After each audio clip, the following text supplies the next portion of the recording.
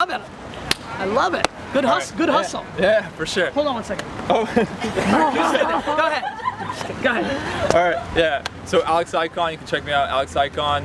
We created Lexi Hair, 5-minute journal, productivity planner coming out. So the question to you is very business related. Please.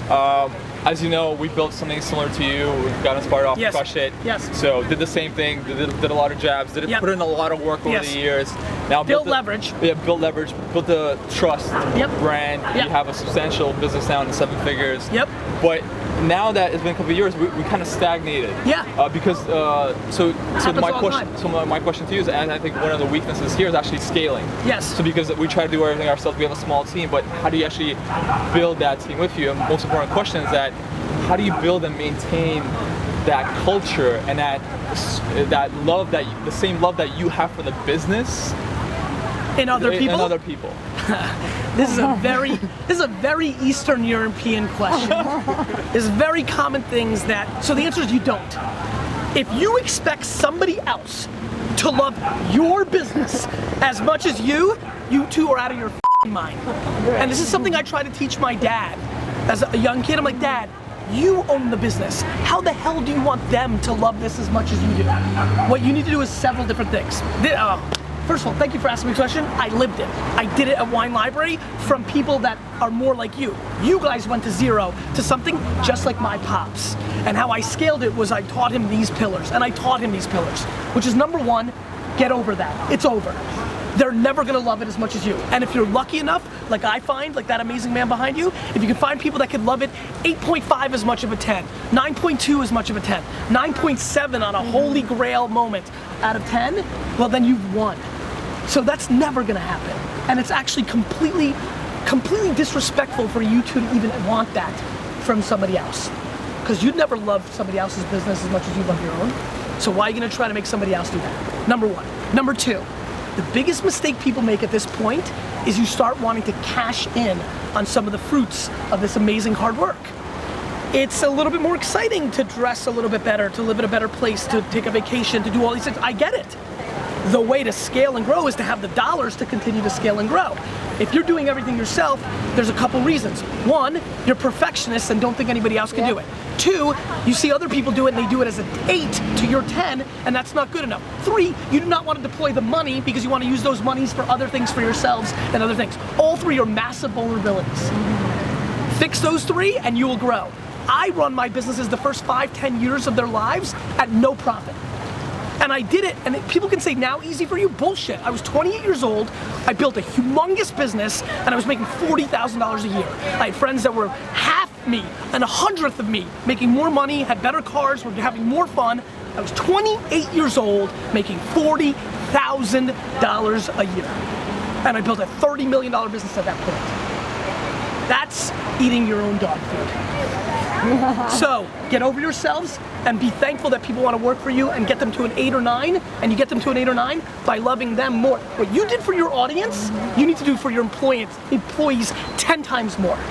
Biggest mistake entrepreneurs make. They treat their employees worse than they treat their customers. Biggest mistake. Treat them better than you treated your audience. Then they'll get from a 6 to an 8, and that's amazing. They'll never get to a 10. It's not their business.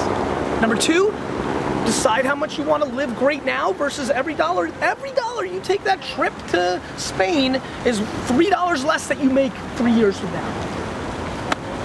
But what if you have still substantial money after vacations, after everything? Invest it into people. But how do you find these people who are still 8 even or 7?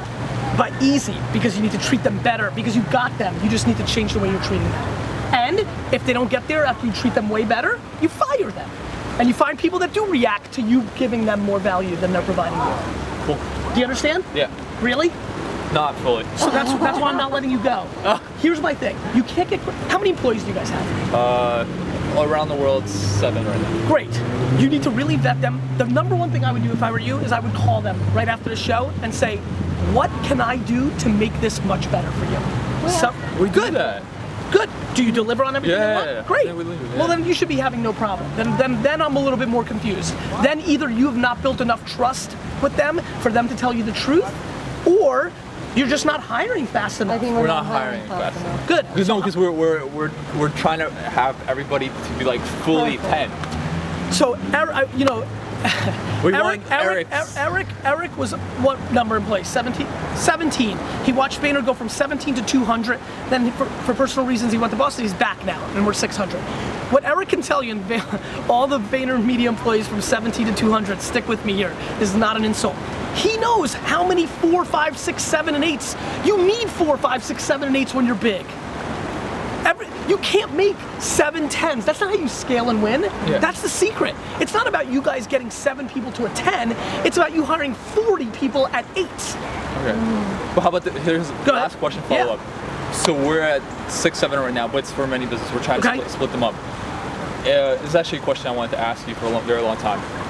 If you're starting, if you had a question that you've wanted to ask me for a very long time, how the hell wasn't that the question you started with? That you needed that preface Got it. Okay, to get to this question. Go ahead. Okay, so the question is, knowing you have a successful business, you have money in the bank, everything's great, business is still growing, everything's awesome. I know. Go ahead. You have the nerve. But the thing is, who would be your first 5? Like you have, say, customer service hired. Yes. And one marketing person. But who would be your next 5 hires? I'd have to look at your business and understand. So first of all, e-commerce. So first of all, I would reverse. Product.